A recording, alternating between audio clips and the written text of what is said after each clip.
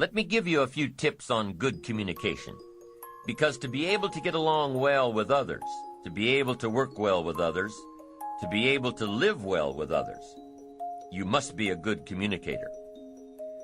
Number one, have something worth saying. Interest, fascination, sensitivity, and knowledge. Number two, now that you've got something worth saying, number two is say it well.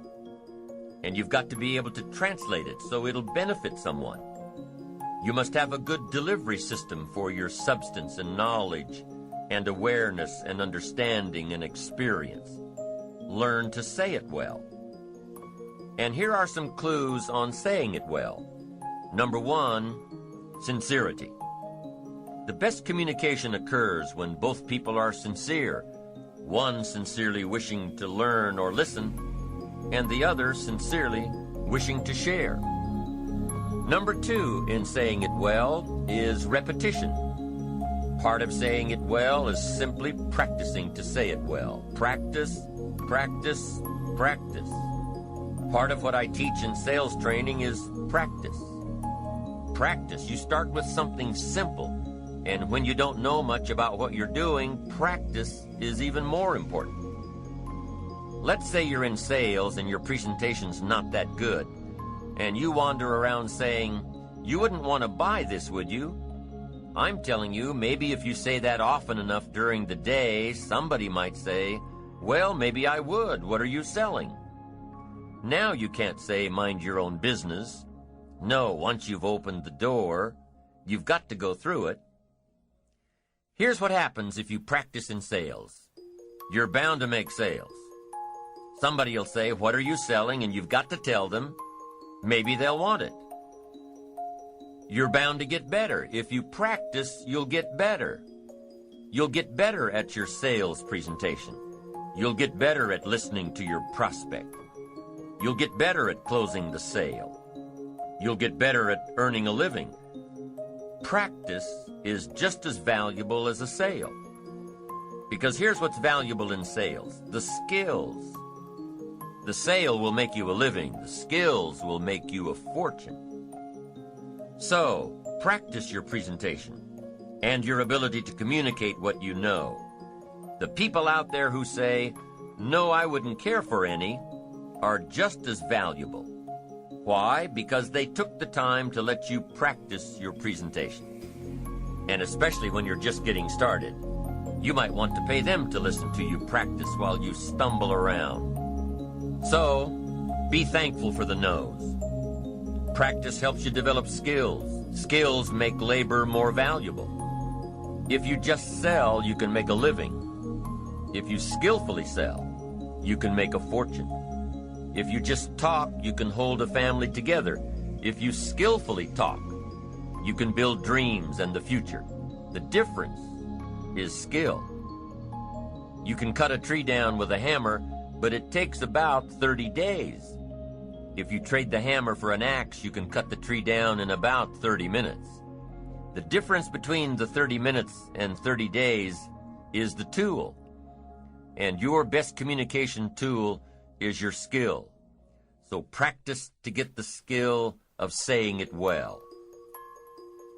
Part of saying it well is sincerity. The next part is repetition. Now here's another part of saying it well: brevity. Sometimes you don't need too much, just enough. The more you know, here's what I found out. The more you know, the briefer you can be. Because you can learn to make words more effective.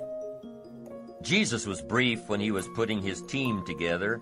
He just wandered around the countryside, and every once in a while he'd see somebody he wanted on his team and said, "You follow me." Now that's short. That's brief. Now why could Jesus be so brief and yet be so effective? Here's what I think. For all that he was that he didn't have to say.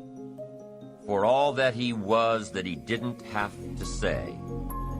When you become bigger, when you become wiser, when you become stronger, you become a person of better reputation, so that when you arrive, maybe your reputation has preceded you. And when you get there, you don't have to say much. You don't have to launch into a 2-hour harangue if your reputation has preceded you. Your reputation will get a lot of the job done for you before you ever arrive. Next is style. Part of saying it well is style. Be a student of style, a variety of styles. Then make sure you develop your own. Be a student, but develop your own. Don't be someone else. Let someone else influence you, but don't become them. Develop your own style. Here's another tip on saying it well: vocabulary. You've just got to have a good vocabulary to say it well. Vocabulary. We can only translate for other people with the tools called vocabulary. If you're lacking in vocabulary, then you're lacking in tools to describe some problem or some answer. Words, vocabulary. You can't communicate without them. And you can't communicate well without a defined vocabulary. Every time you come across a word that's new to you, what should you do? Look it up. Every time you're in a conversation and the other person uses a word that's new to you, look it up. Now, most of the time you can figure out the meaning of a new word by how it's used. But if you can't, make sure you hold your response until you know for sure. Several years ago, some of my friends took a survey among prisoners, some rehabilitation program they were working on. And they weren't looking for this, but here's what they found. There's definitely a relationship between vocabulary and behavior. Interesting. This is what they found. The more limited the vocabulary, the more the tendency to poor behavior. Wow. When you stop to think about it for a moment, it makes sense. Vocabulary is a way of seeing. It gives us insight, and only with your present vocabulary can you see. You can't use tools you don't have to see, to create light, understanding, awareness, comprehension, perception, vision. You can only have as much vision as your present vocabulary will give you. And if you're limited in vocabulary, then you can't see very well. Now, vocabulary is also what we use as a tool to express what's going on in our heart, what's going on in our head. Translate our questions, translate our answers, our perceptions, what we see, to be able to say it. And I'm telling you, if you have a limited way of translating and expressing what's going on in your heart and what's going on in your head, you'll fall way behind. So you'd have twin problems without a good vocabulary. Number one, you wouldn't be able to see. Number two, you wouldn't be able to express. And your world would keep getting smaller and smaller and smaller, not having the vision, not having the tools. Finally, you wouldn't need a place much bigger than 10 by 12 to live. Why? That's about as big as some people's world is. That's all they've got, this little narrow world, making mistakes every day. Why? They can't see. Getting it wrong every day. They can't comprehend. They can't understand. No tools with which to translate. For good communication, number one is having something good to say. Number two is saying it well. And number three is reading your audience. You've got to read what's going on between you and the people you're talking to. Should you say what you're saying a little softer? Should you say it a little stronger? Should you explain it more? Should you be more clear and concise? Should you quit? A lot of the decision-making that's going on during a conversation with someone depends on how well you can read, how well you can tell what's going on in the minds of those you're trying to reach. Doesn't matter if you're looking into the face of a child or the face of a colleague or 1,000 faces in an audience. You've got to read what's going on. You've got to pay attention. So let me give you some ways to read. The first one is you've got to read what you see. You've got to read what you see. Search the face of a child and see if you're coming across. See if they look perplexed. See if they're getting it. See if they can't get it. Body language tells us a lot. Look at how the people you're talking to are sitting, what they are doing with their hands, their eyes. A guy's got his arms crossed, legs crossed, chin tucked down and frowning. You've got your work cut out for you. This guy's not going to be easy to reach. The lady's standing up from behind her desk. You've got to hurry. She's not going to listen to much more. You've probably got to pick up the pace and get down to it. So the first one is read what you see. Here's the second one. Read what you hear. You've got to be a good listener to be a good communicator. Get some feedback. Listen. To be a good parent, you've got to be a good listener. To talk well, you've got to listen well. That's so valuable. Get the feedback. Now what you hear may help you change gears. Be a little stronger. Be a little softer. Find a different illustration. This one isn't working. Search for another way to say it. Become sensitive to someone else's words. Not just by preparing to talk when the other person's through. Listen. Pick up those signals that the feedback of words gives us. Now, here's the third way to read your audience, and that is to read how you feel. Emotional signals. You've got to learn to pick those up. Pick up those feelings.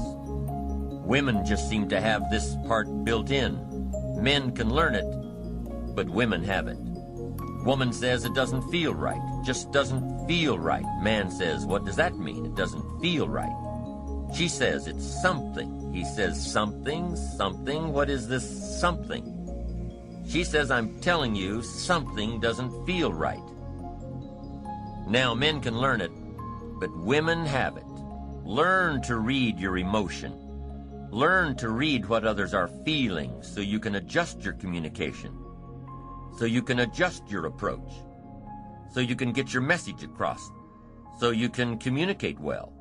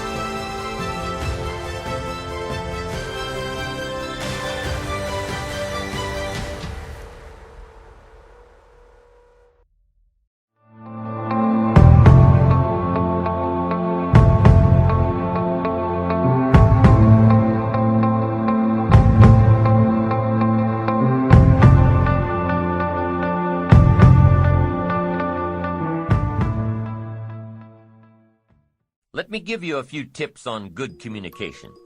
Because to be able to get along well with others, to be able to work well with others, to be able to live well with others, you must be a good communicator. Number one, have something worth saying. Interest, fascination, sensitivity, and knowledge.